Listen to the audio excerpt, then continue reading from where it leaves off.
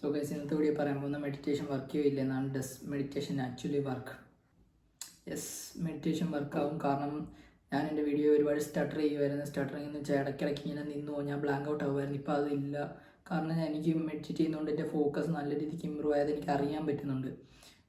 Visual പ്രൂഫാണ് ഇത് വീഡിയോയുടെ അകത്ത് ഞാൻ മിക്കപ്പോഴും സ്റ്റട്ടർ ചെയ്യാതെ എനിക്ക് ഒരുപാട് കട്ട് ചെയ്യേണ്ടിയൊക്കെ വരുമായിരുന്നു. ഇപ്പം എഡിറ്റിംഗ് ഒന്നും വലിയ പാടില്ല. ജസ്റ്റ് ഇടയ്ക്ക് വല്ല ചെറിയ ഇതുവെല്ലാം വന്ന് കട്ട് ചെയ്യുന്നേ ഉള്ളൂ. അല്ലാതെ വീഡിയോ ഒറ്റ സ്ട്രെച്ചിൽ തന്നെ എടുക്കുന്ന.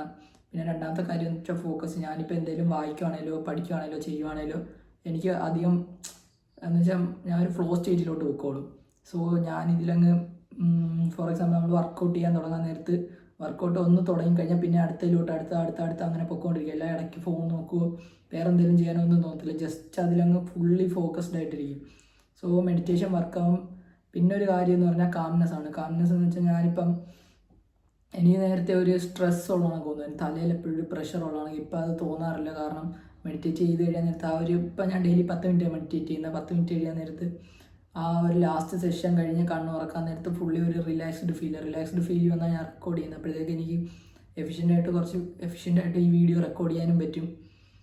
പിന്നെ ലൈഫിൻ്റെ അകത്ത് വലിയ സ്ട്രെസ് ഇല്ലാതെ പോകാനും പറ്റും. കാരണം ഇത് റെക്കോർഡ് ചെയ്ത് കഴിഞ്ഞാൽ എനിക്ക് വലിയ പരിപാടി ഇല്ല. അതുകൊണ്ട് സംഭവം ഈസിയാണ്. മെഡിറ്റേഷൻ ഒരുപാട് ഹെൽപ്പ് ചെയ്യുന്നുണ്ട്. ഇത് ഫോക്കസ് മെയിൻറ്റെയിൻ ചെയ്യുന്നതുകൊണ്ട് എന്നെ കാമാക്കി വെക്കുന്നുണ്ട്. പിന്നെ ഇത് കൺസിസ്റ്റൻ്റ് ആക്കുന്നുണ്ട്. മെഡിറ്റേറ്റ് ചെയ്യാൻ നേരം നമ്മളെന്തെങ്കിലും ബാഡ് ഹാബിറ്റ് വല്ലതും ചെയ്യത്തില്ല. അപ്പോഴത്തേക്ക് നമുക്കൊരു ഗ്യാപ്പ് വരും.